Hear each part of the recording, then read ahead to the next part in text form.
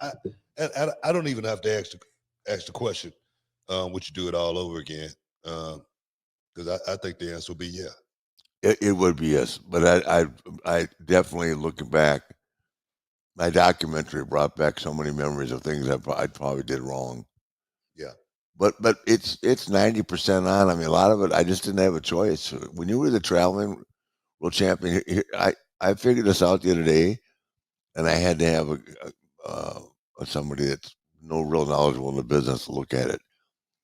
Um, so one year I wrestled 454 times in the 83, I want to say. Wow. And of those, 360 of them were hour matches.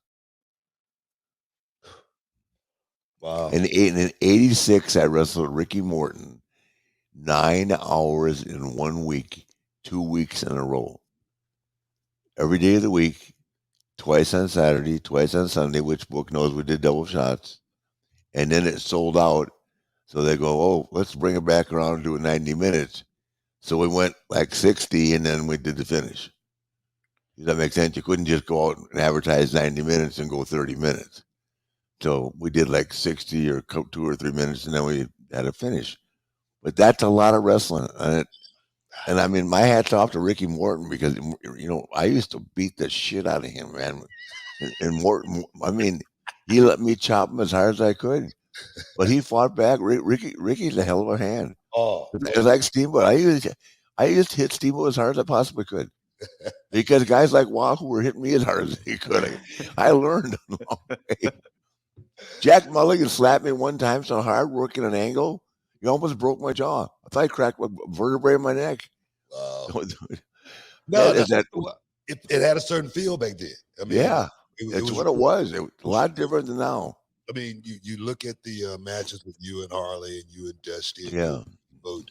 All of those matches to me have one thing in common. I don't remember a whole lot about the move sets or anything like that, but it felt so real to me watching yeah, it. I knew I wanted to. That's what I wanted.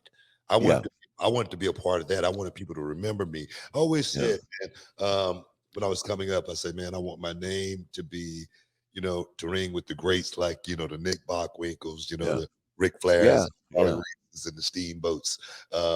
I see Brad want to get in there and ask a question. Go ahead, Well, Brad. I wanted to go off of something that you just said, Rick, about wrestling Ricky Morton for 9 hours a week. Um, 9 hours in 1 week. Yeah, 9 hours in 1 week. I guess my question on that is to be able to put together that amount of wrestling in a single week, you cannot do it like the guys do it today, where they sit and they call pretty much the whole match in the back, right? That's a lot no, of no, going no. out there and feeling the We never, crowd. we never talked about it. I mean, so how do you?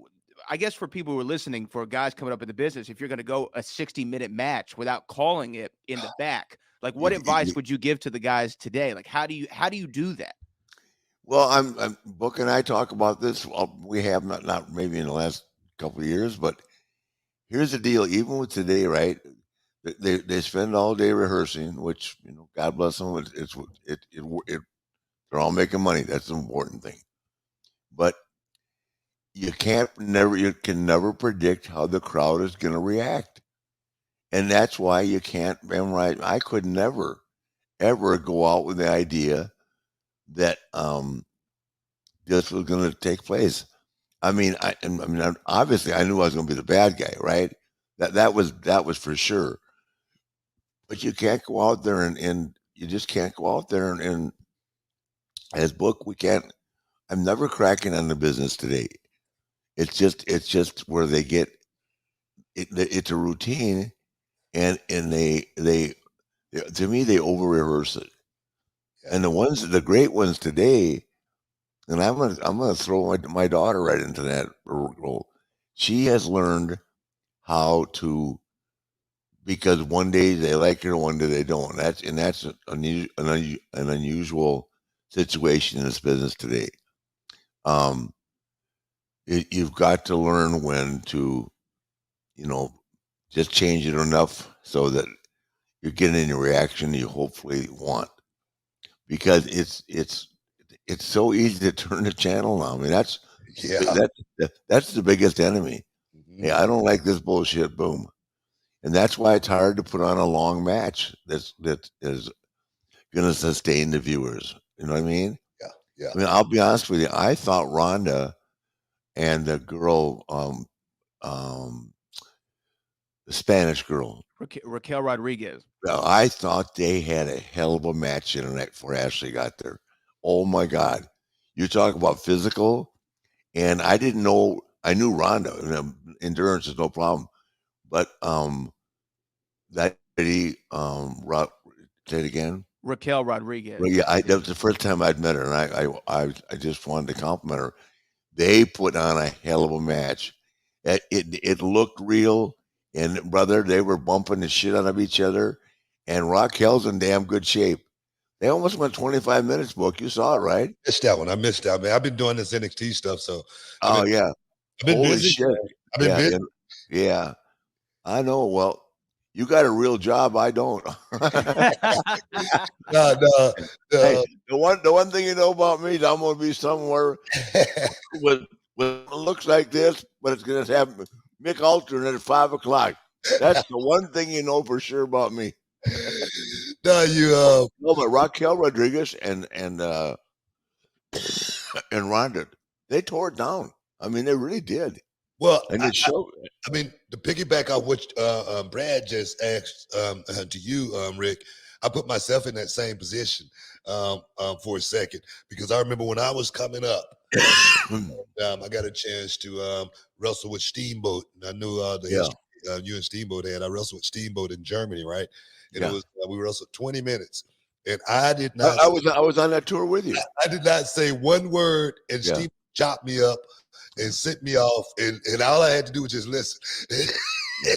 But he told me when I had the keys, and if I didn't know how to drive, trust me, he was going to take those keys away from me. Yeah. So I was driving when he gave them to me, and, Yeah.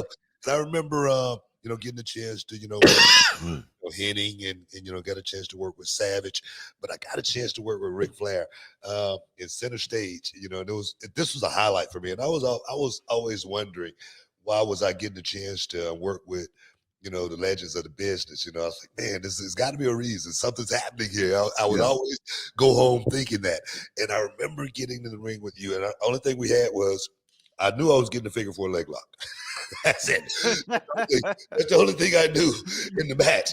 And during that match, I learned so much in such little time. It was like job training. I remember at one point, Rick, you was putting your hand up to me like this, and you did Yeah. say, okay, I know what that means. Go ahead. Let me and the instinct. I learned so much from watching Ric Flair as far as being able to talk just like you and I are talking right now. Yeah. In the middle of that ring in front of 20, 30, 50, 100,000 people. How about the time he and I, we didn't talk at all. Book and I never talked about a match. And we went to Denver one night. I blew up so bad in the first 5 minutes. I said, Book, man, grab a hold on me here, man. I got to catch my head. You remember that?